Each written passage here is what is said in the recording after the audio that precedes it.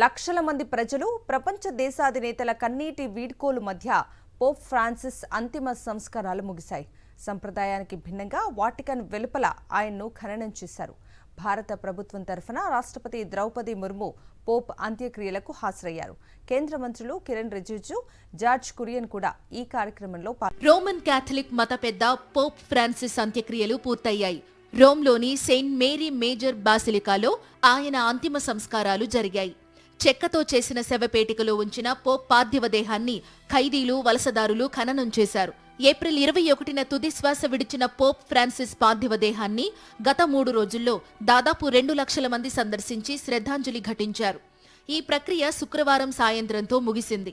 అనంతరం senior cardinals సమక్షంలో Pope Francis శవపేటికకు seal చేశారు. పోప్ పార్థివ దేహంపై తెల్లటి వస్త్రాన్ని ఉంచారు. అలాగే నాణేలు ఉన్న బ్యాగ్, ఆయన పోప్గా ఉన్నప్పటి రికార్డును కఫిన్ లోపల పెట్టారు. జింక్, చెక్కతో చేసిన శవపేటికలో ఒక సిలువను ఉంచారు. ఉదయం పోప్ భౌతిక కాయం ఉంచిన శవపేటికను సెయింట్ పీటర్స్ స్క్వేర్లో ఉంచి ప్రత్యేక ప్రార్థనలు చేశారు. అనంతరం సెయింట్ మేరీ మేజర్ బాసిలికాలో ఖననం చేశారు. సంప్రదాయం ప్రకారం పోప్ అంత్యక్రియలు సెయింట్ పీటర్స్ బాసిలికాలో జరుగుతాయి. దీనికి భిన్నంగా రోమ్లోని సెయింట్ మేరీ మేజర్ బాసిలికాలో పోప్ ఫ్రాన్సిస్ ను ఖననం చేశారు. ఆయన కోరిక మేరకు కార్డినల్స్ ఈ నిర్ణయం తీసుకున్నారు. తన సమాధి చాలా సామాన్యంగా, ప్రత్యేక ఆకర్షణ లేకుండా ఉండాలని బతికున్న రోజుల్లో కోరుకున్నారు పోప్ ఫ్రాన్సిస్. అదేవిధంగా ఏర్పాట్లు చేశారు.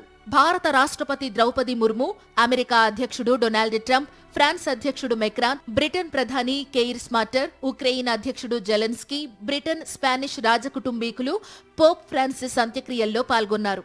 దాదాపు 2 లక్షల మంది ప్రజలు అంతిమ సంస్కారాలకు హాజరై పోప్కు కన్నీటి వీడుకోలు పలికారు. 1936 డిసెంబర్ 17న అర్జెంటీనాలో పుట్టిన జోర్జ్ మారియో బెర్గోగ్లియో 2013లో 266వ పోప్గా ఎన్నికయ్యారు. పోప్ ఫ్రాన్సిస్ అయ్యారు.